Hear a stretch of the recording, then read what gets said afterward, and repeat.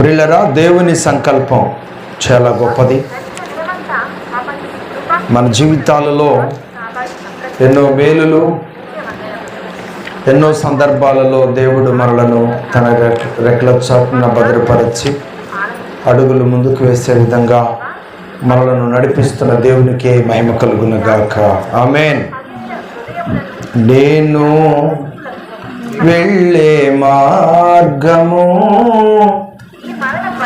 నా యేసుకే తెలియును. నేను వెళ్ళే మార్గము నా యేసుకే తెలియును.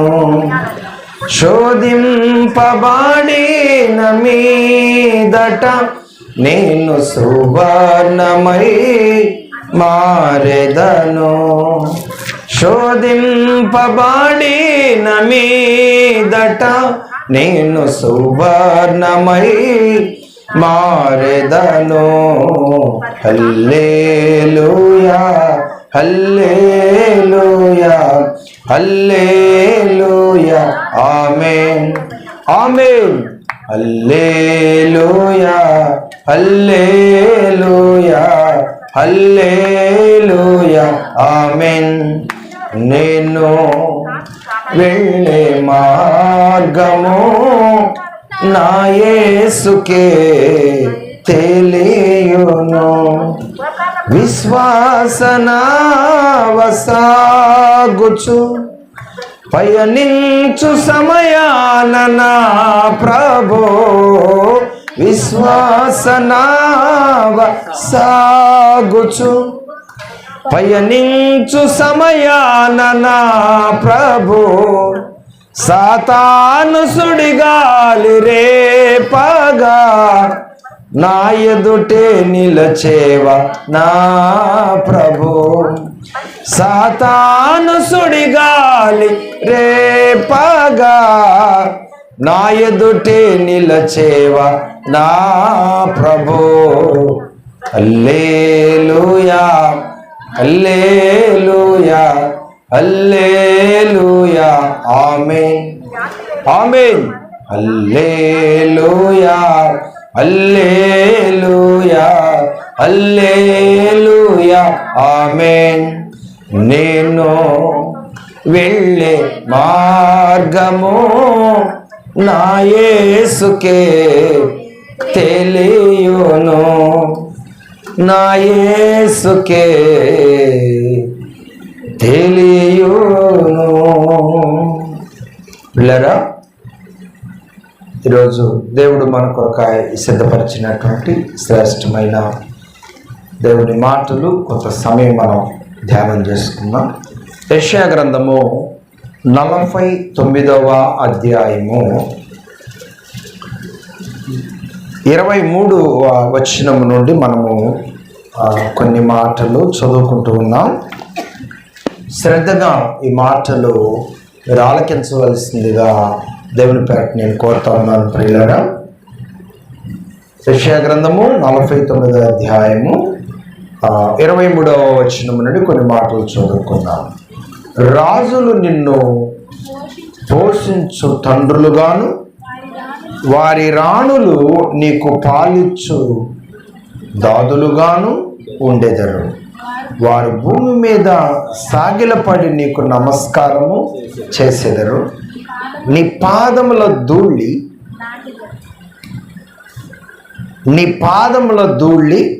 నాకెదరు.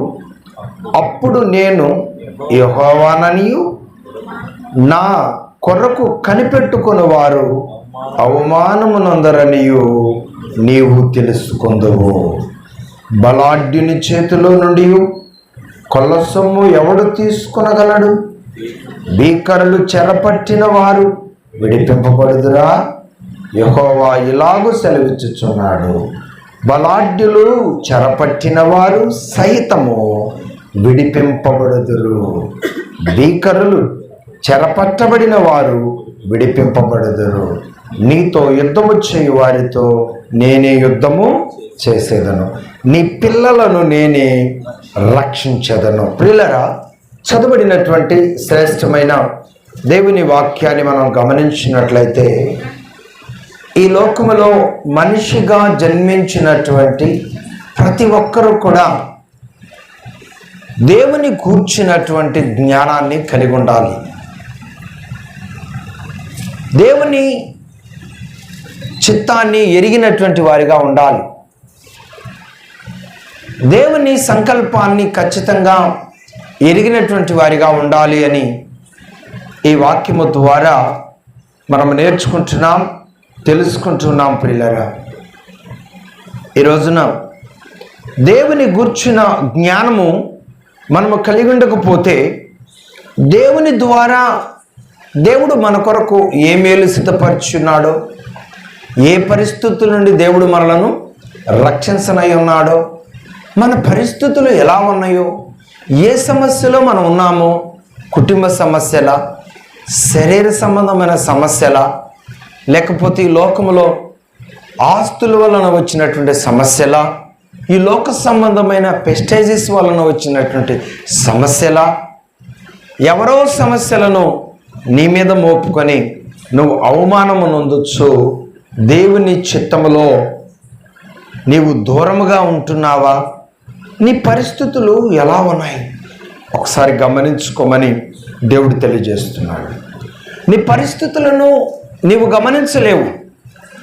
నీ పరిస్థితులను ఎరిగిన దేవుడు మన ప్రభు అయిన యేసుక్రీస్తు వారు. నీవు ఎలా ఉండాలో, నీవు ఎలా ఉండకూడదో, నీవు దేనిని ఆశ్రయించాలో, నువ్వు దేనిని ఆశ్రయించకూడదో నా ప్రభు అయిన యేసుక్రీస్తు వారు వివరముగా ఆయన గ్రంథములో తన బిడ్డలైన వారి కొరకు దేవుడు వ్రాయించి సిద్ధపరిచి ఉంచాడు. ఆయన సంకల్పము, ఆయన ప్రణాళికను మనం ఎరిగిన వారిగా ఈ లోకంలో జీవించాలంటే దేవుని జ్ఞానము కలిగి ఉండాలి. దేవుని వాక్యములో ఉన్నటువంటి పరిపూర్ణతను మనము సంపూర్ణముగా అర్థం చేసుకునే మనస్సును కలిగినటువంటి వారిగా ఉండాలి అని దేవుని వాక్యము ద్వారా దేవుడు మనతో మాట్లాడుతున్నాడు. అందుకే ప్రభు ఏమంటున్నాడంటే, అప్పుడు నేను యెహోవాననియు నా కొరకు కనిపెట్టుకున్న వారు అవమానము నొందరనియు నీవు తెలుసుకొందువు. ఈ సంగతి నీకు తెలియాలంటే, దేవుని కొరకు ఎవరైతే కనిపెడుతూ ఉన్నారో అటివారు అవమానము నొందరనియు సిగ్గు నొందరనియు నీవెప్పుడు తెలుసుకుంటావు? నీకెవరు నేర్పుతారు? నీవు దేవుని యొద్దకు వచ్చినప్పుడు దేవుడే నీకు ఇవన్నీ కూడా నేర్పుతూ ఉంటాడు. ప్రియులారా, నువ్వు దేవుని యొద్దకు రాకపోతే లోకం ఏమి నేర్పుతుంది? నీకు లోక జ్ఞానాన్ని నేర్పుతుంది. లోకములో ఉన్నటువంటి దేవునికి విరోధమైన క్రియలన్నిటినీ కూడా లోకము నీకు నేర్పుతూ వస్తుంది.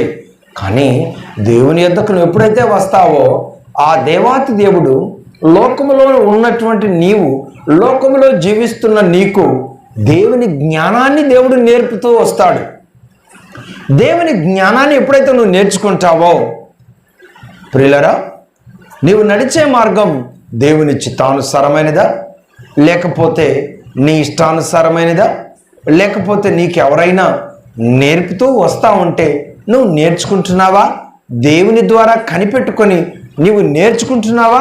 నీకు అర్థమవుతుందని తేటగా దేవుని వాక్యం తెలియజేస్తోంది. ప్రియులరా, నీవు దేవుని ఎద్దకు వచ్చినప్పుడు ఈ లోకములో బలాఢ్యుల చేతుల్లో నువ్వు ఎలా నలిగిపోతున్నప్పటికీ, ఎలా నిన్ను ఇబ్బంది పెడుతున్నప్పటికీ కూడా ప్రభు ఏం చెప్తున్నాడో తెలుసా? యెహోవా ఇలాగ సెలవిస్తున్నాడు, బలాఢ్యులు చెరపట్టిన వారు సైతము విడిపింపబడుదురు, భీకరులు చెరపట్టిన వారు విడిపింపబడుదురు, మీతో యుద్ధము చేయ వారితో నేనే యుద్ధము చేసేదను. ఈ మాట నీకు ఎవరు నేర్పాలి?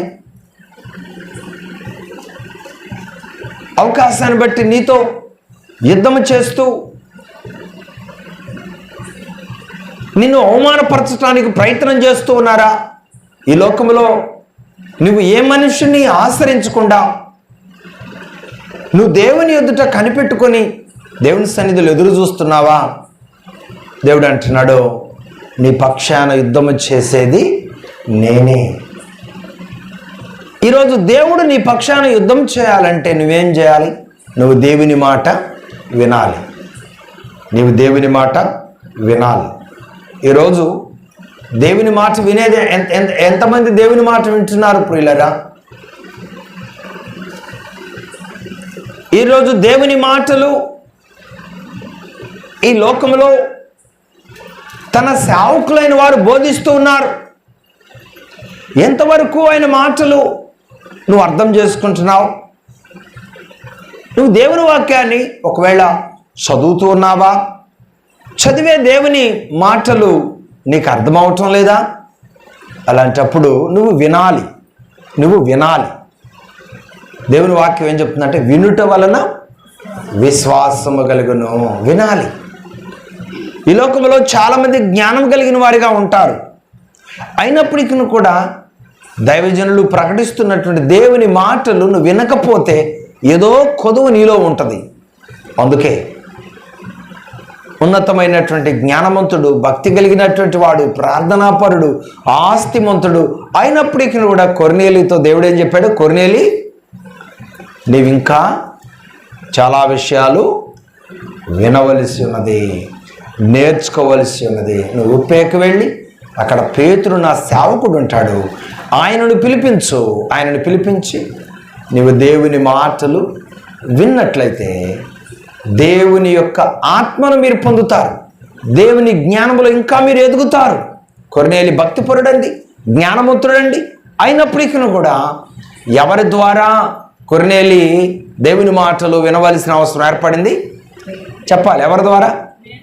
సేవకుని ద్వారా దేవుని మాటలు వినవలసిన అవసరము ఏర్పడింది. ఈరోజు దేవుని సేవకులు ఆయన మాటలు బోధిస్తున్నాం. ఆయన మాటలు బోధిస్తూ ఉన్నప్పుడు ఇది బోధించేవారి వ్యక్తిగత మాట కాదు, ఇది జ్ఞానమునిచ్చు దేవుని మాట, జీవమునిచ్చు దేవుని మాట. ఈ లోకంలోనికి సజీవునిగా తన ప్రజలను జీవింపజేయటానికి ఈ లోకంలోనికి వచ్చినటువంటి దేవుని మాట అని నీవు నమ్మినట్లయితే, దేవుని పక్షాన్ని నిలబడి తన సేవకులు దేవుని మాటలు బోధిస్తున్నప్పుడు దేవుని మాటగా నీవు హృదయంలోనికి చేర్చుకుంటావు. ఆ మాటను అనుసరించడానికి నువ్వు ప్రయత్నము చేస్తావు. అందుకే యెషయా గ్రంథము 50వ అధ్యాయము ప్రియులారా 10వ వచనములో దేవుడు ఇలాగున తెలియజేస్తున్నాడు, మీలో యెహోవాకు భయపడి ఆయన సేవకుని మాట వినువాడెవడు? ఏమండి, మీలో యెహోవాకు భయపడి. మొదటిగా మనం ఎవరికి భయపడాలండి? చెప్పాలి. మొదటిగా మనం ఎవరికి భయపడాలి? దేవునికి భయపడాలి. దేవుని జ్ఞానం నేర్చుకోవాలి, ప్రార్థనా జీవితాన్ని నేర్చుకోవాలి, దేవుని కొరకు కనిపెట్టుకొని జీవించే విధానాలను నేర్చుకోవాలి. రెండవ మాట ఏమన్నాడు? రెండవ మాట, ఆయన సేవకుని మాట వినువాడెవడు? ఈ రోజున చాలామంది అతి తెలివితేటలు సంపాదించుకుంటున్నారు. సేవకులకే బోధ చెప్పే విధంగా ఈరోజు చాలామంది తయారవుతూ వస్తున్నారు. ప్రియులారా గమనించండి, నువ్వెంత జ్ఞానవంతురాలవైనా, నువ్వెంత జ్ఞానవంతుడు అయినా అభిషేకముతో దేవుని యొక్క పనిని చేసే దైవ సేవకునితో నువ్వు సాటి అయిన వ్యక్తివి కాదు. నువ్వు చాలా జాగ్రత్తగా ప్రవర్తించాలి, చాలా జాగ్రత్తగా మాట్లాడాలి. ఒకసారి దైవ సేవకుని పట్టుకొని పిల్లలు ఏమంటున్నారు? ఏలీని ఏమన్నారు? బోడివాడా అని చెప్పి ఏలీని ఎక్కాలనగా మాట్లాడటం జరిగింది. చాలా శ్రమకు శోధనకు వారు గురైనారు. కనుక ప్రియులారా గుర్తుపెట్టుకోండి, దేవుని పక్షముగా తన మాటలు బోధిస్తున్న సేవకుని మాటలు, దేవుని మాటలు ఎంతవరకు నీవు చెవియొగ్గి లోబడి ఆలకించి అనుసరించడానికి ప్రయత్నం చేస్తున్నావు? అనుసరించకపోగా ఈ మధ్యకాలంలో సేవకులను కూడా చాలా సులకనగా మాట్లాడే కొంతమంది ఉన్నారు. అట్టి వారికి దేవుడు ఇస్తున్నటువంటి ఆజ్ఞ ఏంటంటే నీవు ఉంటే ఎచ్చగానైనా ఉండు, లేకపోతే చల్లగానైనా ఉండు. నిలువెచ్చలుగా ఉంటే సేవకుని విలువ నీకు తెలియదు. నిలువెచ్చలుగా ఉంటే విశ్వాస విలువ నీకు తెలియదు. నిలువెచ్చలుగా ఉంటే నువ్వు నమ్మిన దేవుని విలువ నీకు తెలియదు. పరిపూర్ణంగా ఉంటే దేవుని విలువ నీకు తెలుస్తుంది. ఒకవేళ లోకస్తునిగా ఉంటే వారితో మనకెందుకు, మన పని మనం చేసుకొని పోదాం, తీర్పులు ఎట్టుంటే అట్లా జరుగుద్ది అనేటువంటి ఉద్దేశంతో నీ మన్నాన నువ్వు వెళ్ళటానికి ప్రయత్నం చేస్తావు. అందుకే నువ్వు నిలువెచ్చని స్థితి నీకు క్షేమం కాదు, నీ కుటుంబానికి క్షేమము కాదు. ఏమండి, పరిపూర్ణమైన విశ్వాసము కలిగి దేవుని సన్నిధిలో నిలిచిన వారి పక్షాన ఎవరుంటారండి? దేవుడు ఉంటాడు. వారి పక్షాన ఎవరు యుద్ధం చేస్తారండి? దేవుడు యుద్ధం చేస్తాడు. అలాగే దేవాతి దేవుడు వారిని ప్రేమించి వారికి ఇచ్చినటువంటి వారి బిడ్డలను కూడా రక్షించువాడు ఆయనే. ఈరోజు చాలామంది బిడ్డలను కన్నా తల్లిదండ్రులు బిడ్డల గురించి బాధపడుతూ ఉంటారు, వేదన పడుతూ ఉంటారు. ప్రభువా, బిడ్డలనైతే ఇచ్చావు, కానీ వీరికి ఆరోగ్యం ఇవ్వయ్యా. బిడ్డలనైతే ఇచ్చావు, వీరికి ఇంకా పరిపూర్ణమైన జ్ఞానము ఇవ్వయ్యా. బిడ్డలనైతే ఇచ్చావు, వీరు మంచిగా చదువుకోవటానికి నీ కృప దయచేయండి ప్రభా. బిడ్డలనైతే ఇచ్చావు, చదువుకోవటానికి కృప అనుగ్రహించావు. వారి యొక్క జీవితకాలంలో సుఖక్షేమములతో బ్రతుకున్నట్లు వారికి ఏదైనా ఒక ఉద్యోగము దయచేయి ప్రభువా అని చెప్పి ఎవరు వారి అవసరతల కొరకు వారి వారి పరిస్థితులను బట్టి మనం కనిపెట్టుకొని ప్రార్థన చేస్తూ ఉంటాం. ఆశ కలిగి దేవుని సన్నిధిలో కనిపెట్టుకొని ఎదురు చూస్తూ ఉంటాం.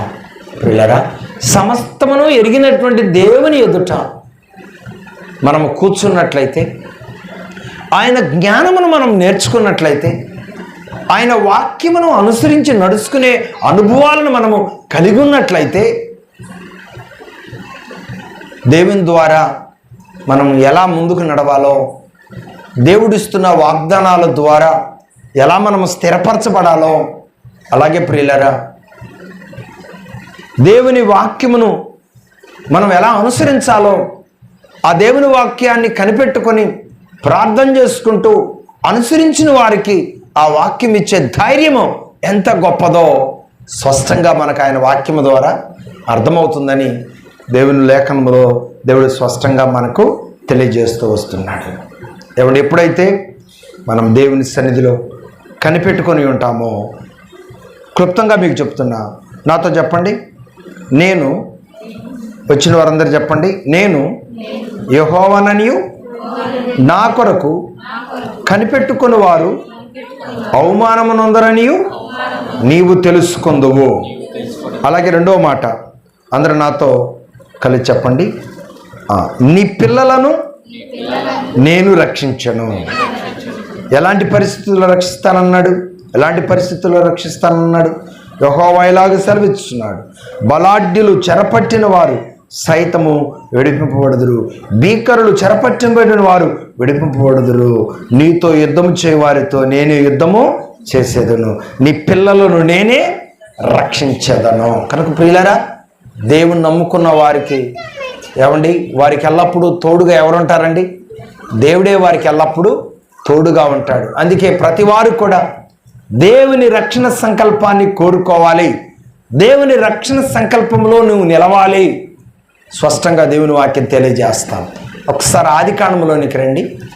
పెద్దవారైన వారు, దేవుని ఎదుట కనిపెట్టగలిగే అనుభవాలు నేర్చుకున్నవారు, దేవునికి ఇష్టంగా జీవించటానికి అడుగులు ముందుకేసినటువంటి వారి యొక్క ఆలోచన విధానాలు ఎలా ఉంటాయో ఈ లేఖనాల ద్వారా మనము జ్ఞాపకం చేసుకుందాం పిల్లరా. ఆదికాండము 49వ అధ్యాయము 18వ వచనాన్ని మనం చదువుకుందాం. 18వ వచనాన్ని మనం చదువుకుందాం. యెహోవా నీ రక్షణ కొరకు కనిపెట్టి ఉన్నాను. చాలమ్మా, చెప్పండి అందరు నాతో పాటు, యెహోవా నీ రక్షణ కొరకు కనిపెట్టి ఉన్నాను. ఎవరంటున్నారు ఈ మాటలు? యాకోబు గారు అంటున్నారు. ఎవరి ముందు అంటున్నారు ఈ మాటలు? నేను యెహోవా రక్షణ కొరకు నేను కనిపెట్టి ఉన్నాను. ఎవరి ముందు అంటున్నారు ఈ మాటలు? Very good. తన కుమారులందరినీ కూడా తన యొద్దకు పిలుచుకొని, తను ఈ స్థితిలో ఉన్నానంటే కారణం ఎవరు? నేను నమ్ముకున్నటువంటి నా దేవుడు. నేను సంపాదించిన యావదాస్తి కాదు, నేను నమ్ముకున్నటువంటి నా దేవుడు.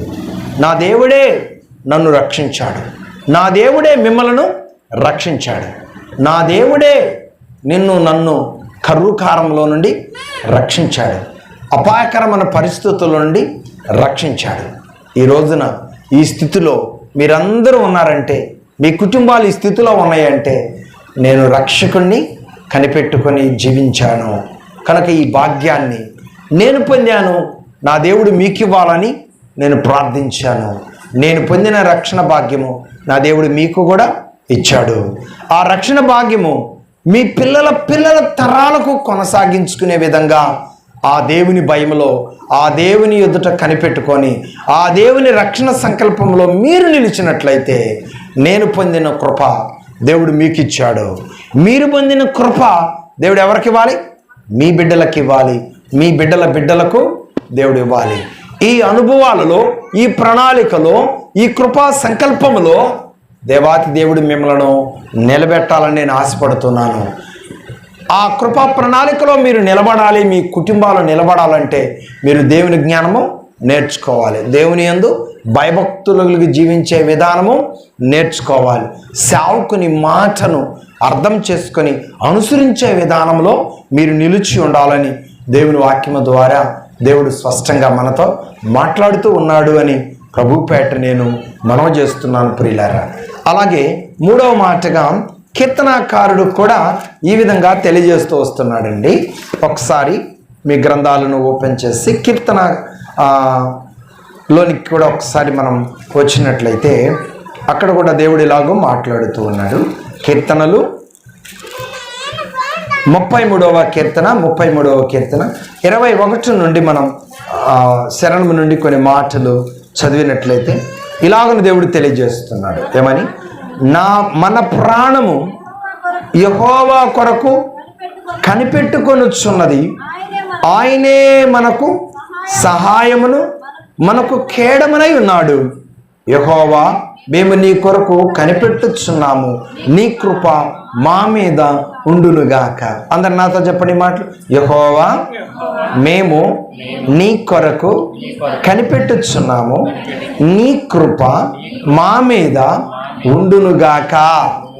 ఎవరైతే దేవుని కొరకు కనిపెడతారో వారి మీద దేవుని కృప ఎల్లప్పుడూ ఉంటుంది, నిత్యము ఉంటుందని దేవుని పేట నేను తెలియజేస్తున్నాను.